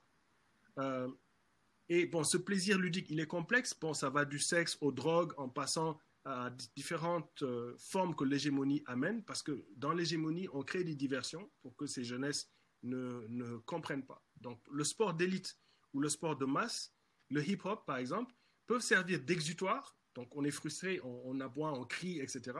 On peut rester dans le bling-bling et le pimping, ou bien on peut aussi être engagé et être complètement rebelle contre l'ordre du monde. Donc, tout cela s'est fait dans un mouvement culturel très vague et très disparate. Et donc, dans les situations d'exil, qui est une solution prisée où beaucoup d'ailleurs échouent, nous avons le drainage d'une grande partie de nos compétences, de nos cerveaux, qui permet en même temps l'envoi de fonds vers l'Afrique qui sont plus importants que l'aide publique au développement. Et en même temps, vous avez aussi une sorte de brain gain où l'expertise qu'on acquiert aussi peut servir en retour. Donc, tout cela fait partie d'une économie monde où excellent des compétences africaines, mais où elles n'excellent pas à leur juste valeur. Donc, beaucoup de ceux qui partent, beaucoup ne reviennent seulement que s'ils sont à l'aise. Et cet exode, il est long, il demeure inestimable pour le continent. Alors, dans ce système, vous avez un problème d'aliénation et vous avez un problème de lutte. Toutes les vies matters. Donc, mais la vie noire, elle pèse moins lourd partout dans le monde. Vous voyez quelqu'un qui meurt mais qui est noir versus quelqu'un qui meurt mais qui est blanc, où que ce soit sur la planète, la couverture médiatique sera différente. Et la durée de la couverture médiatique, si c'est un noir qu'on a enlevé dans n'importe quel confin du monde, ou si c'était un blanc, c'est pas la même chose. Donc, il y a cette situation du privilège du blanc qui nous porte préjudice parce que nous sommes encore dans des systèmes racisés. Mais cette aliénation, elle est très forte parce qu'il y a des gens, par exemple, qui vont s'éclaircir la peau pour pouvoir échapper à leurs conditions. D'accord? Donc, cette aliénation, elle frappe bien sûr beaucoup de femmes. Elles sont défigurées par l'usage des éclaircissants de peau. Elles croulent sous des perruques de plastique, ondoyant au vent, en répondant aux critères de beauté masculin complexés. Et aujourd'hui, il y a même des hommes qui succombent à ces artifices, qui s'éclaircissent la peau. Mais ces femmes-là, elles sont minoritaires par rapport à l'essentiel des femmes qui sont les premières victimes de la carte mondialisation. C'est celles qui souffrent des coupures dans l'emploi, qui sont dans la santé, dans l'éducation, qui n'ont pas de boulot, ou qu'on ne reconnaît pas leur boulot. C'est celles qui cumulent un emploi à celui de ménagère pour remplacer celui que le mari a perdu ou qui s'avère insuffisant, etc. C'est la femme qui travaille la moitié du temps plus que les hommes, en ville comme au champ, que ce soit dans la recherche du bois ou de l'eau. Et donc, ces gens-là, ils n'ont pas la préoccupation de se poser même la question, est-ce que je suis noir, etc. Donc, il y a une grande majorité de nos populations qui sont déconnectées des préoccupations de ceux qui sont plus ou moins dans les sphères petites bourgeoises. Je ne veux pas dire qu'ils n'y aspirent pas, mais ils ne peuvent pas atteindre la concrétisation de ces aspirations aliénées. Mais ceux qui vivent l'aliénation, qui vont porter un jean déchiré sur les genoux pour faire cool, mais c'est un haillon. C'est le haillon que le bourgeois essaie de mettre pour montrer qu'il est cool, qu'il n'est pas porté sur la richesse. Mais ce jean, il a été délavé. Donc, il a été sciemment vendu parce qu'il y a un critère de mode et des systèmes d'obsolescence qui viennent du même problème que nous luttons, contre lequel nous luttons. Et donc, c'est très complexe de comprendre les enchevêtrements, si vous voulez, qui amènent les gens, lorsqu'ils refusent ce système, ils le refusent en bloc, et donc ils se tournent vers soit le religieux. Donc on voit combien de femmes et d'hommes aujourd'hui se convertissent dans ces nouvelles sectes évangélistes, dans ces mouvements fondamentalistes islamiques, etc. Parce qu'ils cherchent un sens devant le désarroi, et ils trouvent dans ces organisations un sentiment d'unité et de reconnaissance qu'ils ne retrouvent plus. Alors, lorsque des mouvements comme Black Lives Matter arrivent et qu'on a des phénomènes de choc traumatique, comme la mort de Floyd, etc., parce que ce n'est pas la première. Le lynchage, les tueries de nos gens, depuis la nuit des temps, ça existe. Mais le fait que c'est médiatisé et le fait qu'il y a cette ressurgence de la perte de sens dans ce moment de désarroi que j'ai rapidement caricaturé, donne vraiment une signification. Et je crois qu'aux États-Unis, ce mouvement existe parce que en face, vous avez un populisme de droite qui vient de la crise économique et le désarroi des sociétés blanches qui ont peur de ces néo-immigrants, qui ont peur de cette mondialisation qu'ils ont déclenchées et qui aujourd'hui leur posent problème. Donc, vous voyez, je crois que la vaste majorité de notre population est aliénée par la colonialité, par l'eurocentrisme, qu'elle est encore complexée vis-à-vis de leurs anciens et actuels exploiteurs. Elle n'a pas compris que l'Afrique unie est capable de maîtriser son destin sans se soumettre à quiconque. Et pour ne plus demeurer en pâture à la mondialisation prédatrice et au racisme institutionnel et implicite qui les maintiennent dans leurs conditions, les Africaines, les Africains doivent s'organiser pour rompre les mécanismes d'aliénation. Donc lire Fanon, lire et comprendre, opter pour vraiment des stratégies de rupture. C'est pour ça que nous, on préconise donc le développement autocentré. Et c'est pour ça que ces choses-là sont importantes. Mais je veux dire, et je m'excuse d'être long, qu'il y a une généalogie. Donc, Black Lives Matter, c'est un mouvement qui a ses racines historiques. Et ces racines historiques sont, au fond, fondamentalement américaines. Mais si on y regarde de plus près, c'est toute la condition noire, que ce soit au Sri Lanka ou en Afrique du Sud, qui est encore, malheureusement, dans cette situation infrahumaine et qui mérite d'être dénoncée. C'est toute la rage des jeunes de plusieurs générations européanisées dans les banlieues européennes qui vivent la même condition. C'est pour ça que la brutalité policière, surveiller et punir, devient vraiment l'alibi qui permet d'éclairer le pan entier de la ségrégation persistante. Merci beaucoup, Aziz, pour cette analyse. On voulait aussi te demander, dans l'idée de Marcus Garvey à l'époque, le Back to Africa, est-ce qu'aujourd'hui c'est toujours une nécessité? Est-ce que les Africains de la diaspora doivent rentrer sur le continent ou est-ce qu'ils peuvent faire la lutte d'ici, se battre pour l'Afrique d'ici?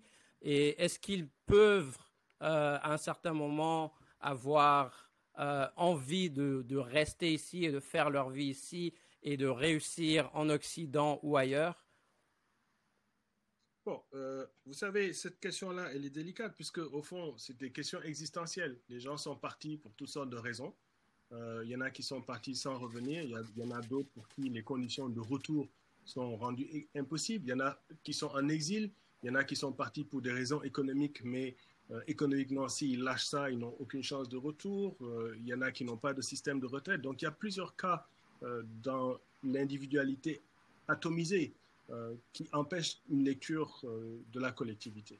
Mais une chose est sûre, c'est que ces dimensions de diaspora se sont massifiées par strates à travers l'histoire.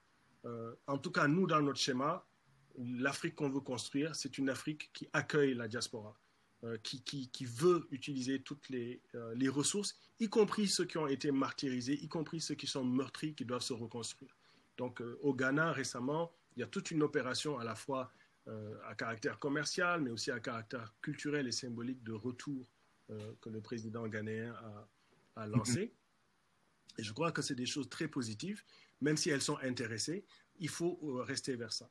Et d'ailleurs, ça permettrait de rompre définitivement ce malaise qu'il y a entre les Africains américains qui considèrent qu'on les a vendus, etc., etc. Donc, le fait qu'on ne se comprenne pas, etc., ça va dépasser les questions des langues. Moi, j'ai eu la chance de beaucoup voyager et si vous regardez l'africanité du Mexique en allant jusqu'à la Terre de Feu, vous voyez que les sociétés africaines ont gardé leur africanité. Par exemple, le type là, qu'on fait comme ça là. Ça, il n'y a pas d'Occidentaux qui font ça, à moins qu'ils soient africanisés. Il n'y a pas d'Asiatiques, mais toute l'Afrique et tous les Africains de diaspora font ça sur plus de 4 siècles. Donc, en fait, nous avons gardé par mesure de survie notre vitalisme, notre croyance à l'optimisme impénitent de nos forces vitales. Nous avons gardé des éléments de nos africanités dans nos rythmes, dans notre façon de vivre, de marcher, de manger. Donc, la résilience de l'Afrique est extraordinaire. Et donc, qu'on reste à l'extérieur ou qu'on soit sur le continent, on peut continuer à œuvrer pour un autre monde et pour une Afrique plus équilibrée. Maintenant, je pense qu'il n'y a pas de recette miracle, mais si on organise les conditions d'un développement authentique du continent, beaucoup d'entre nous vont rentrer. Parce que la plupart des gens, vous regardez, ils continuent de vivre leur africanité dehors. Ils créent des ghettos d'africanité, ils vivent à l'africaine ailleurs, mais ils vivent encore africainement. Donc, tous ces gens-là, si les conditions d'un développement étaient assurées, bien sûr qu'ils rentreraient. Et Partons sur le sujet de la repolitisation de la jeunesse africaine et à travers la diaspora. Alors, celui qui ne connaît pas leur histoire est condamné à le revivre, disait Marx. Alors, comment notre jeunesse peut-elle être politisée démocratiquement? Bon, ça c'est un grand défi puisque pour repolitiser, il faut aller travailler la conscience des gens. Et on ne peut pas leur imposer ça de façon autoritaire. C'est bien sûr réécrire l'histoire au niveau des cursus scolaires, donner une autre lecture que l'histoire des vainqueurs d'abord, donc déjà réinstruire les gens dans une autre acception. C'est avoir des partis politiques, des projets de société qui acceptent que les masses doivent être les actrices de leur propre changement. Et donc à ce moment, cette prise de conscience donc de leurs conditions, de comprendre leurs conditions de classe, de comprendre leurs conditions d'africanité, c'est un long processus, mais il peut être amorcé dans leur propre langue. Et donc, c'est des changements, évidemment, de vecteurs de comment la culture est abordée dans chacune de ces formations sociales. C'est aussi notre rapport à l'autre qui doit être revu. Et ça, cette repolitisation, c'est sortir de l'ère néolibérale dans laquelle on a été coincé, qui a fonctionné par la dépolitisation. En disant l'accès à l'eau, la condition des femmes, l'écologie, etc., ce n'est pas des choses politiques. On peut les régler comme des préférences sociales, oui, par le secteur privé, le marché, l'entrepreneuriat, le marketing, on peut y arriver. Alors qu'en réalité, c'est des choses éminemment politiques. Donc, c'est de redécouvrir le politique et comprendre la réalité du peuple. Le peuple, c'est toute entité qui subit un système politique qu'il ne contrôle pas et qui le domine. Et donc, pour que le peuple soit lui-même l'artisan de son changement, il y a un long processus pour que cette transformation lui permette d'être dans le processus, decision-making process, donc d'être dans le processus de décision qui va toucher son existence. Donc, c'est effectivement un mouvement qui est un mouvement inverse de ce qui se passe, qui est la dépolitisation ambiante sous le néolibéralisme. Et c'est vraiment la redécouverte d'acteurs, de penseurs qu'il faut enseigner. Donc, autant c'est bien d'enseigner Diop, d'enseigner Cabral, d'enseigner nos cultures, de comprendre aussi les humanités, les lumières du reste du monde, de comprendre les éléments de solidarité qui nous lient à un monde qui est en train de changer, de redécouvrir l'écologie, parce que l'animisme, c'est de l'écologie en fait. Les Africains sont écologistes au départ, même si aujourd'hui ils gaspillent et ils trashent et qu'ils jettent. En fait, leur rapport à l'environnement était un rapport sur le modèle vitaliste. C'est ça même qu'est l'écologie. C'est une autre définition ontologique de l'écologie qu'est l'animisme. Donc, cette redécouverte vraiment de nos particularités, de ce qui fait notre africanité, de ce qui fait notre force, découvrir l'Afrique dans sa multiplicité, de comprendre nos diversités, avoir la chance de voyager, tout cela éveille la repolitisation démocratique de nos masses. Et Aziz, je voulais te demander aussi, est-ce que, en tant qu'intellectuel, tu crois qu'il y a aujourd'hui une certaine déconnexion entre la réalité intellectuelle et celle des masses?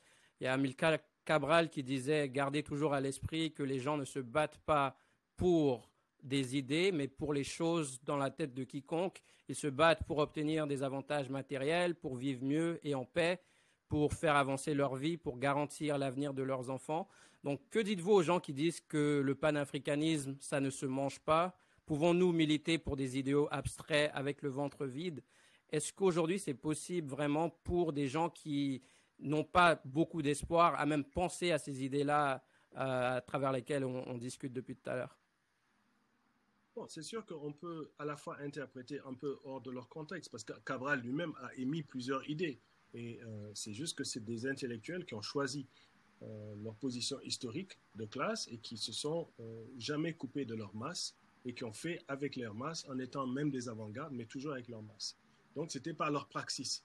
Et donc, ces intellectuels, un peu comme Gramsci, qui étaient organiquement insérés, que ce soit Cabral ou Samir Amin, c'est des gens qui avaient choisi leur insertion au sein des masses laborieuses et pour les masses laborieuses. Donc, c'est clair que il y a une sorte de nécessité de rester arrimé. Mais cet arrimage, il est parfois superficiel ou il est tout simplement incantatoire. Une grande majorité de nos intellectuels se sont déconnectés. Ils parlent un discours qui n'est plus compris par l'essentiel de nos masses Et d'ailleurs, ils ne sont même pas intéressés par nos masses. Moi, je parle des intellectuels qui sont enracinés et préoccupés par la condition de nos masses laborieuses, de nos plus défavorisés d'abord. Donc, c'est une catégorie infime dont on parle, qui ont pris le parti de pouvoir être pauvres, de se suicider comme classe dans une certaine mesure, parce qu'ils savent très bien qu'ils n'auront pas les émoluments, parce qu'ils ne sont pas du bon côté, ils ne mangent pas le caviar, ils ne sont pas dans le monde huppé et raffiné, et ils ne frayent pas avec ceux qui reproduisent l'inégalité du monde. Ils ont choisi leur camp. Donc maintenant, cette forme d'intelligentsia, pour l'instant en tout cas, je trouve, c'est de celle-là que l'Afrique a besoin. Maintenant, il se peut que celle-là elle-même soit déconnectée des réalités. Certaines sont immersées.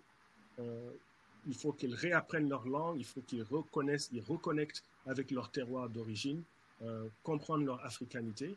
Et ça ne veut pas dire que les peuples ont nécessairement raison et que parce qu'on est pauvre, on est du bon côté de l'histoire, etc.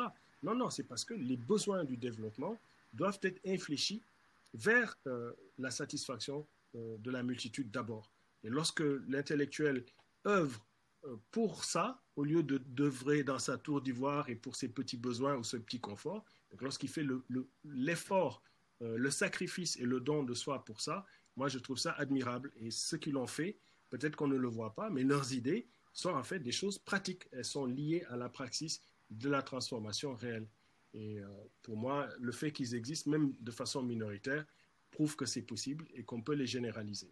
Et mes modèles à penser, justement, c'est des gens qui étaient liés à la condition de leur peuple, que ce soit Cheikh Anta Diop, Cabral, Fanon ou Samir Amin. C'est la preuve que cela est possible. Avant, vous avez parlé d'avoir une langue à l'échelle continentale, disons le Swahili, pour que toutes les communautés africaines peuvent communiquer entre eux.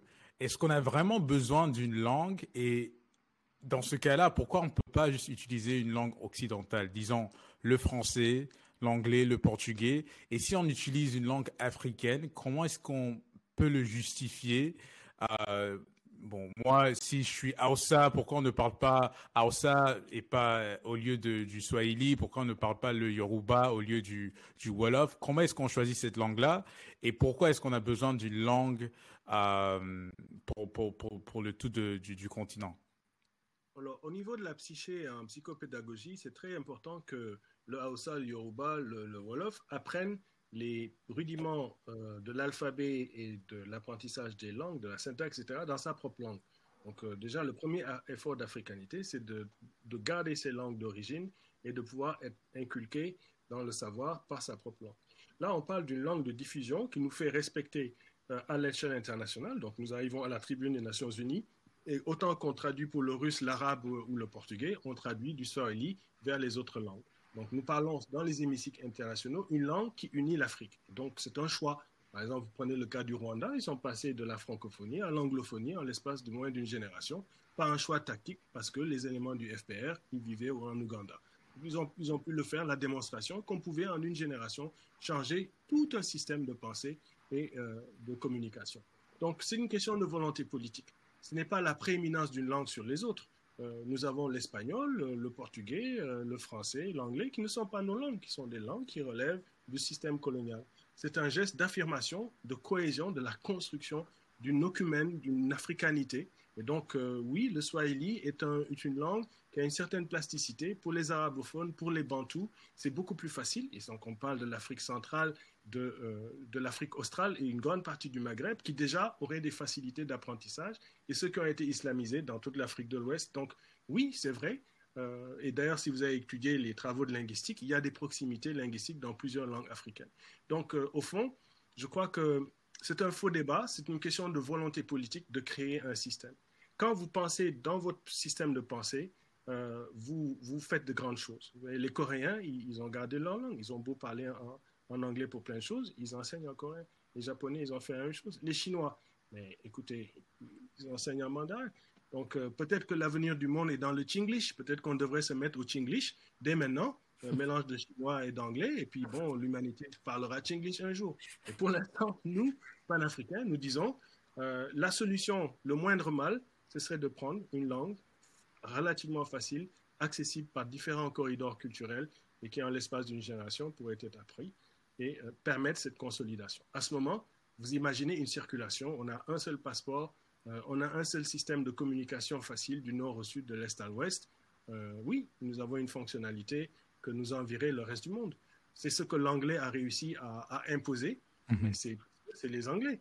Mais nous ne sommes pas anglais. Nous avons été anglicisés, mais nous ne sommes pas tous anglicisés. Donc, par commodité, par usage, nous utilisons ce verbiage, mais qui n'est pas notre langue. Comme là, je vous parle, mais là, je mélange entre le Wolof et l'arabe, qui sont mes langues, pour pouvoir vous parler en français. Il y a une sorte de plasticité qui se fait, mais mon système de pensée, ce que je suis vraiment, serait plus à l'aise s'il fallait que je m'exprime dans ce qui est mon essence. Donc, c'est tout à fait légitime que nous puissions construire cela. En tout cas, si on prétend être panafricain. Donc, le panafricanisme, c'est une construction. Ça, c'est un véhicule de la construction. Alors, nous approchons maintenant vers la fin de l'épisode et on aimerait bien parler de pistes de solutions. Donc, comment en fait concrétiser le panafricanisme pour ne pas que ça soit juste un idéal aspirationnel? Donc, en fait, c'est Frantz Fanon qui disait que chaque génération doit, dans une relative opacité, affronter sa mission, la remplir ou la trahir. Donc, pour vous, Aziz Fall, quelle est la mission de notre génération aujourd'hui et comment parvenir à l'accomplir? Bon, moi, il me reste moins de futur que de passé, donc je suis plus proche de la parler pour vous. D'ailleurs, je crois que l'entière entrevue que nous avons faite est émaillée de solutions, c'est-à-dire que c'est des solutions de rupture. Elles ne sont pas à la mode, elles sont en conflit, effectivement, avec l'ordre du monde. Moi, je pense qu'il faut expliquer les choses très simplement aux gens. Il faut être fier d'être africain sans en avoir l'arrogance ou le narcissisme. Il faut comprendre c'est quoi l'africanité. Qu'est-ce qui unit notre africanité? Qu'est-ce qui nous distingue des orientaux asiatiques? Qu'est-ce qui nous distingue des occidentaux, même lorsqu'on est aliéné? Donc, ces éléments-là, c'est ce vivre ensemble qu'on reconstitue.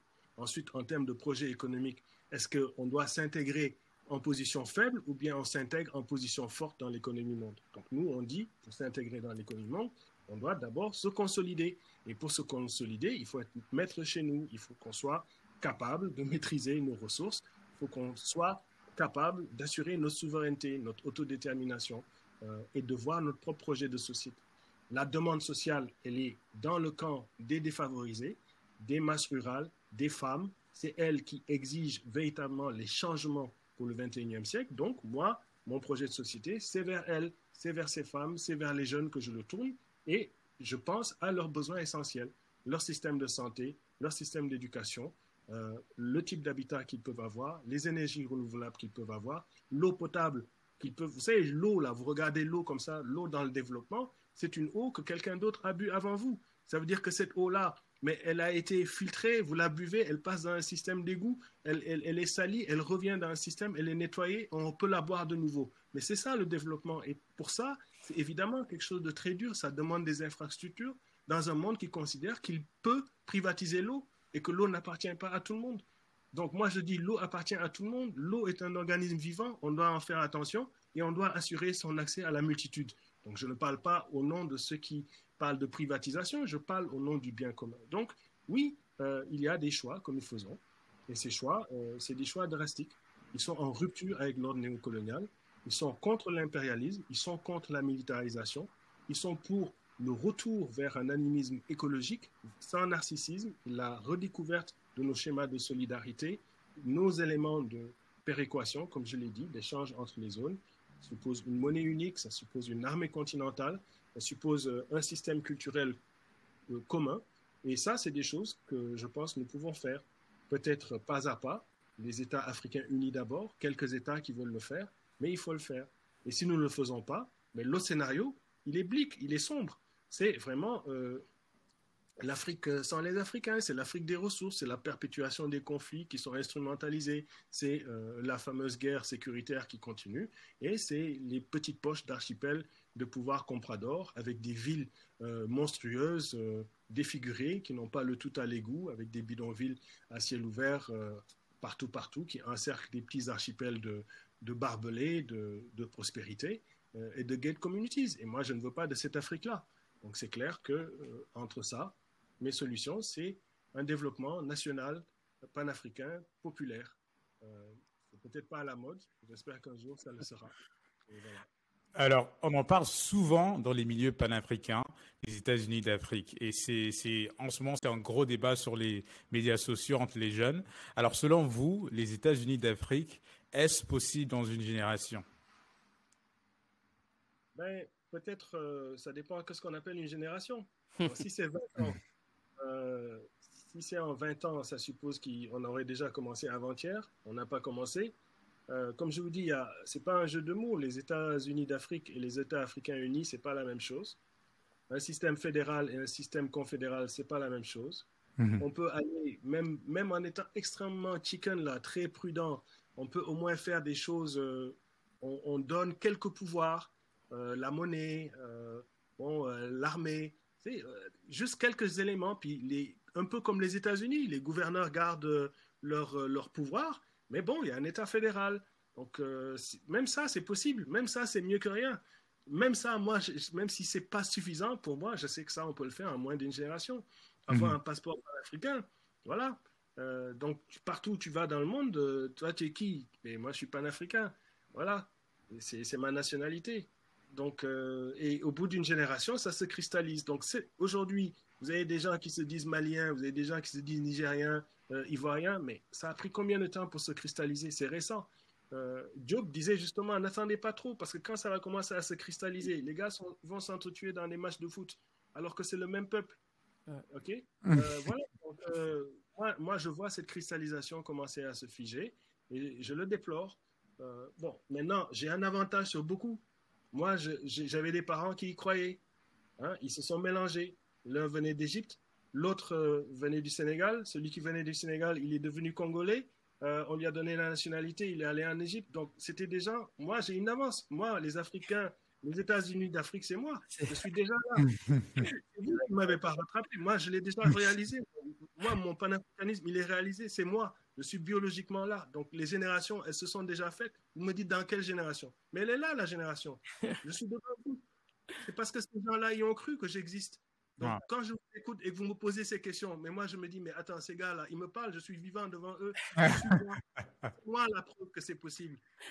Je suis la preuve que c'est possible. Alors, arrêtons ces discours et ces faux discours. La réalité, elle a été dépassée avant que je ne naisse. Ces gens avaient déjà fait ces choix. C'est à vous de faire vos choix. Venez avec nous. Venez et prenez véritablement votre pouvoir de changement. Mais nous sommes, nous, en avance. Nous sommes déjà dans ça. Nos chefs ont été martyrisés. Nous sommes marginalisés. Mais nous l'avons réalisé. C'est vous qui n'avez pas réalisé que nous l'avons réalisé. C'est juste ça le problème. Mais quand les jeunes de vos générations auront compris qu'il y en a déjà et que le train est déjà en marche, mais ils vont se mettre. D'accord? La même énergie qui est prise à se tuer dans le désert et à traverser les océans peut être infléchie vers notre changement progressiste. Et là, c'est ça que nous voulons. C'est des jeunes qui soient avec nous. Quand on dit l'Afrique comme c'est un problème et que nous luttons et qu'on se retourne et qu'on voit qu'on est seul, c'est pas la même chose que si on se retourne et qu'on voit qu'on a des millions avec nous. Vous comprenez? C'est ça la différence. Moi, quand j'étais arrêté, je me suis demandé, OK, qu'est-ce qu'ils vont faire de moi? OK? Ils sont où les Africains qui vont me défendre? Combien d'Africains vont passer ça? Quelles sont les chaînes qui vont passer le film Africom? Aucune ne va la passer. Pas grave. Il y en a quelques-uns dans les médias sociaux qui le partagent. Mais voilà, cette Afrique, elle est résiliente. Ouais. Et elle va gagner. Le problème, c'est ça, c'est que si vous ne faites pas vite, mais on va gagner avec les lambeaux qui restent. C'est ça. Alors qu'on peut gagner avec tout. Alors, deux choses, Aziz. Voilà. Donc, quand on parle d'États africains unis, est-ce que ça inclut le Maghreb? Parce qu'il y en a qui disent que bon, c'est juste l'Afrique subsaharienne qui devrait s'unir, et il y en a d'autres qui disent que bon, de leur côté, c'est pas pareil. Pour vous, en tant qu'Égyptiens et Sénégalais, c'est comment? J'ai répondu déjà à cette question. Nous sommes des panafricains. Ouais. Tous les territoires qui ont été confisqués autour de l'Afrique, ils ne sont pas encore libérés. De l'Afrique du Nord à l'Afrique du Sud, de l'Afrique du Cap-Vert à l'Afrique de l'Est, tous ces territoires appartiennent intégralement et totalement au continent africain.